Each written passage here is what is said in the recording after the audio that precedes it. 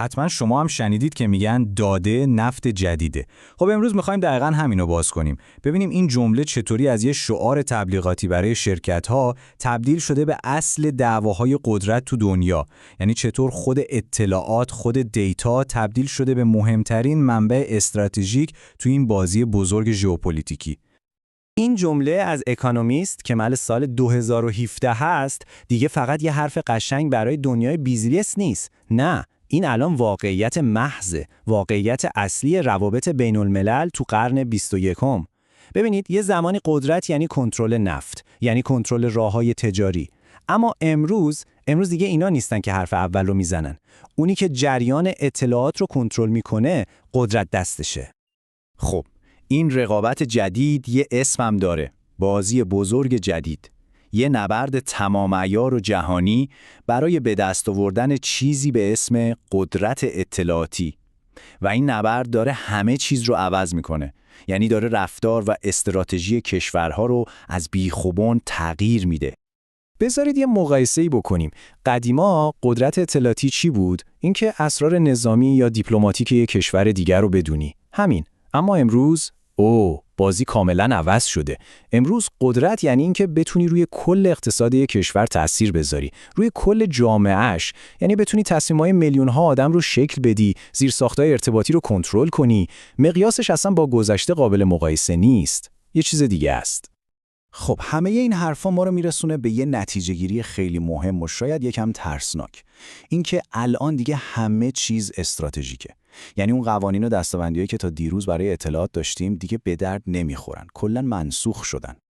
اینجا رو نگاه کنید. قبلا یه مرز خیلی مشخصی وجود داشت، درسته؟ یه سری اطلاعات شخصی بود مثل عکسای خانوادگیمون، یه سری تجاری بود مثل اسرار یه شرکت، یه سری هم استراتژیک بود مثل اطلاعات نظامی. اما واقعیت جدید چیه؟ واقعیت اینه که این مرزها کاملا فرو ریختن. همه چی با هم قاطی شده. الان دیگه اون داده شخصی شما توی اپلیکیشن ساده ورزشی خیلی راحت میتونه تبدیل بشه به یه دارایی استراتژیک برای یه کشور دیگه. دیگه اصلا دسته‌بندی جداگانه‌ای وجود نداره. خب پس حالا چی استراتژیکه؟ تقریباً همه چیز.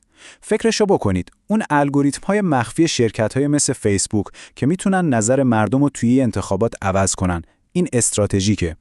داده‌های خام لوجستیک یا بهداشت که هوش مصنوعی باهاشون آموزش میبینه، اینم استراتژیکه. یا حتی یه چیز شخصی‌تر، سوابق پزشکی یه رهبر جهانی. این میتونه ابزار باجگیری بشه. یا داده‌های GPS از اپلیکیشن ورزشی یه سرباز ساده. حتی وضعیت عاطفی و اینکه شما با کیا دوستین. همه این چیزایی که یه زمانی فکر می‌کردیم بی اهمیتن، حالا ابزارهایی هستن برای به دست آوردن برتری تو دنیای واقعی. برای اینکه بفهمیم چی باعث این تغییر بزرگ شده، بیایید یه سفر به گذشته بکنیم. سال 1880 رو تصور کنید. دولت آمریکا یه سرشماری انجام میده. پردازش داده‌های همین سرشماری ساده 8 سال طول میکشه. 8 سال. این سرعت پردازش داده تو اون زمان بود. حالا برگردیم به امروز. به لطف یادگیری ماشین و هوش مصنوعی، اون حجم عظیم اطلاعات که قبلا یه دردسر بزرگ بود، الان تبدیل شده به بزرگترین مزیت استراتژیک.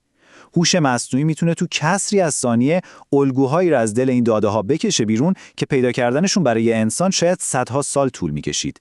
این همون چیزیه که همه چیز رو عوض کرده. خب، وقتی یه منبع اینقدر قدرتمند و با ارزش میشه، چه اتفاقی میفته؟ معلومه دیگه. یه رقابت بیرحمانه و حاصل جمع صفر برای به دست آوردنش شروع میشه. یعنی برد یکی مساوی با باخت اون یکی. این جمله از ولادیمیر پوتین رو ببینید. میگه هر کس تو هوش مصنوعی پیشرو بشه، حاکم جهان میشه. این جمله خیلی واضح طرز فکر جدید رو نشون میده.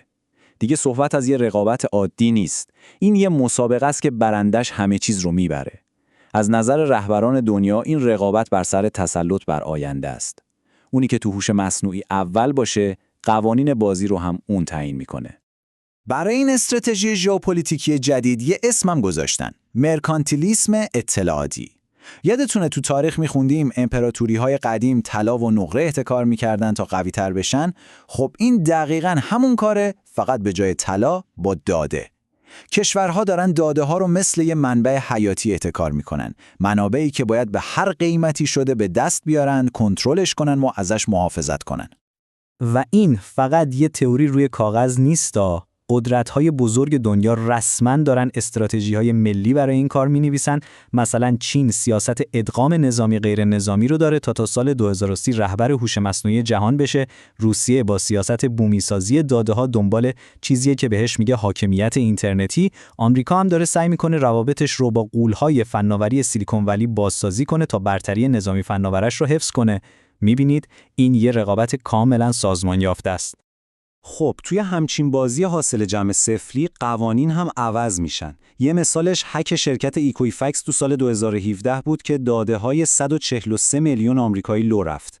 این دیگه یه دزدی ساده یا یه جرم سایبری معمولی نیست. نه، این یه اقدام استراتژیک دولتیه برای ضربه زدن به رقیب. وقتی داده یه منبع استراتژیکه، دزدیدنش هم یه ابزار دولتی محسوب میشه. اما جمع کردن داده تازه فاز اول بازیه.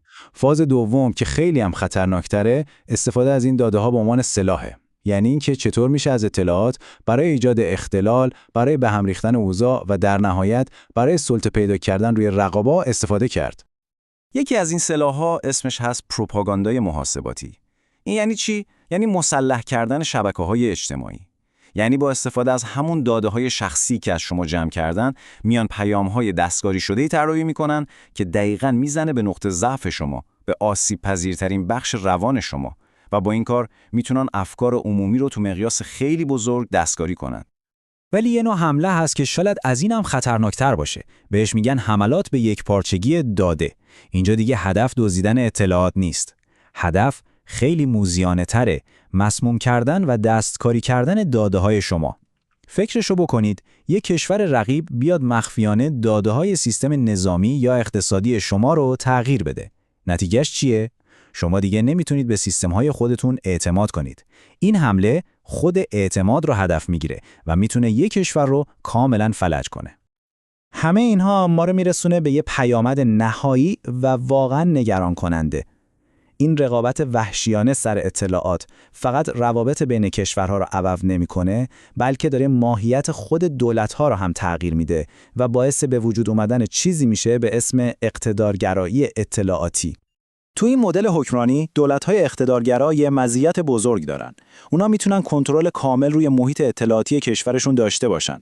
هر گونه جریان آزاد اطلاعات رو یه تهدید برای امنیت ملی می‌بینن. با این کنترل میتونن با یه کارایی که تو تاریخ بی سابقه بوده مخالفان رو شناسایی و سرکوب کنن و این یه مدل وسوسه‌انگیز برای خیلی از کشورهای دیگه است. اینجا دیگه رابطه دولت و شهروند از اساس عوض میشه. شهروندان دیگه فقط شهروند نیستن، بلکه منابر داده‌ای هستن که باید مدیریت و کنترل بشن. و خب همه اینها ما رو با یه سوال خیلی اساسی تنها میذاره. سوالی برای من و شما. تو دنیایی که هر کلیک ما، هر لایک ما، هر پیامی که میفرستیم میتونه تبدیل به یه سلاح توی بازی بزرگ ژئوپلیتیکی بشه، واقعاً آینده آزادی دیجیتال ما چی میشه؟